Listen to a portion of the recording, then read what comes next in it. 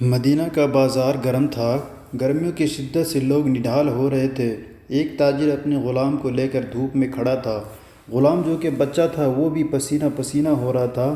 تاجر اپنا سارا مال تجارت بیچ چکا تھا۔ صرف ایک غلام تھا جسے خریدنے میں کسی کو کوئی دلچسپی نہیں تھی۔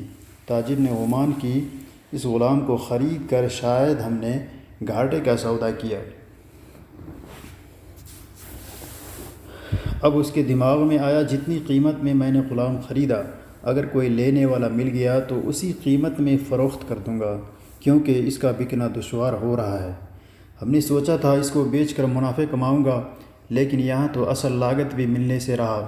مدینہ کے ایک لڑکی کی نظر جیسے ہی اس غلام پر پڑی تو اس نے تاجر سے اس غلام کی قیمت کے بارے میں پوچھا کہ اس کی کیا قیمت ہے۔ تاجر نے کہا اتنا میں خریدا تھا اور اتنا ہی قیمت میں دے دوں گا۔ لڑکی نے ترس کھا کر اس بچے کو خرید لیا۔ تاجر نے بھی خدا کا شکر ادا کیا اور واپسی کی راہ لی۔ مکہ سے ابو حذیفہ مدینہ آئے تو انہیں بھی لڑکی کا قصہ معلوم ہوا۔ لڑکی کی رحم دلی سے متاثر ہو کر انہوں نے لڑکی کو نکاح کا پیغام بھیجا جو قبول کر لیا گیا، اور جب مدینہ سے واپس ہوئے تو وہ لڑکی جس کا نام شبیطہ بنت یعار تھا ان کی بیوی بن کر ان کے ساتھ تھی، اور وہ غلام بھی ساتھ میں تھا جو اس لڑکی نے خریدا تھا۔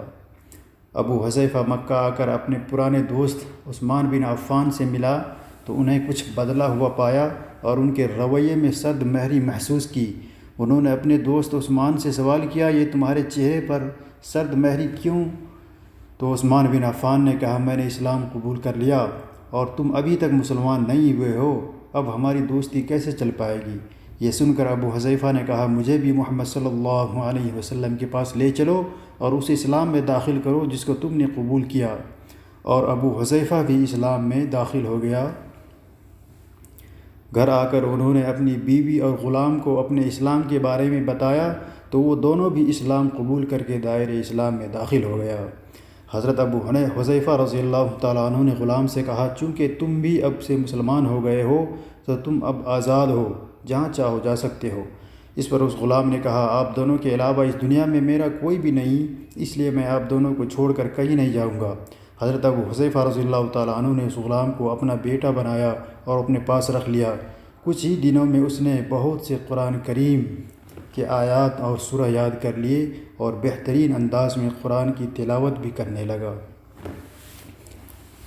ہجرت کے وقت نبی کریم صلی اللہ علیہ وسلم سے پہلے جن صحابہ نے مدینہ ہجرت کیا تھا اس میں حضرت عمر رضی اللہ تعالیٰ عنہ کے ساتھ حضرت ابو حذیفہ اور ان کا یہ بیٹا بھی تھا۔ مدینہ پہنچ کر جب نماز کے لیے امام کا مقرر کرنے کا وقت آیا تو اس غلام کی خوبصورت اور سب سے زیادہ کلام پاک حفظ ہونے کی وجہ سے انہیں امام بنا دیا گیا، اور اس کے امامتی میں حضرت عمر رضی اللہ تعالیٰ عنہ جیسے جلیل القدر صحابی بھی نماز ادا کرتے تھے۔ سبحان اللہ، جب وہ نماز میں قرآن پڑھتے تو راہ چلتے انسان ٹھہر کر سننے لگتے۔ ایک دفعہ ام المؤمنین حضرت عائشہ رضی اللہ تعالیٰ عنہ حضور اکرم صلی اللہ علیہ وسلم کی خدمت میں دیر سے حاضر ہوئی تو آپ صلی اللہ علیہ وسلم نے دیری کی وجہ پوچھی تو حضرت عائشہ رضی اللہ تعالیٰ عنہ نے جواب دیا کہ ایک قاری قرآن کریم کی تلاوت کر رہا تھا، وہ تلاوت سننے میں دیری ہو گئی۔ خوش الحانی کا اس قدر تعریف کی کہ خود حضرت صلی اللہ علیہ وسلم باہر تشریف لائے اور اس نوجوان سے کہا اللہ کا شکر ہے کہ تمہارے جیسے شخص کو میری امت میں پیدا کیا۔ کیا آپ جانتے ہیں وہ خوش نصیب اور خوش قسمت انسان کون تھے؟ وہ خوش قسمت صحابی حضرت سالم رضی اللہ تعالیٰ عنہ تھا جو سالم مولا ابو حذیفہ رضی اللہ عنہ کے نام سے مشہور تھے۔ انہوں نے جنگ موتہ میں جام شہادت نوش فرمائی۔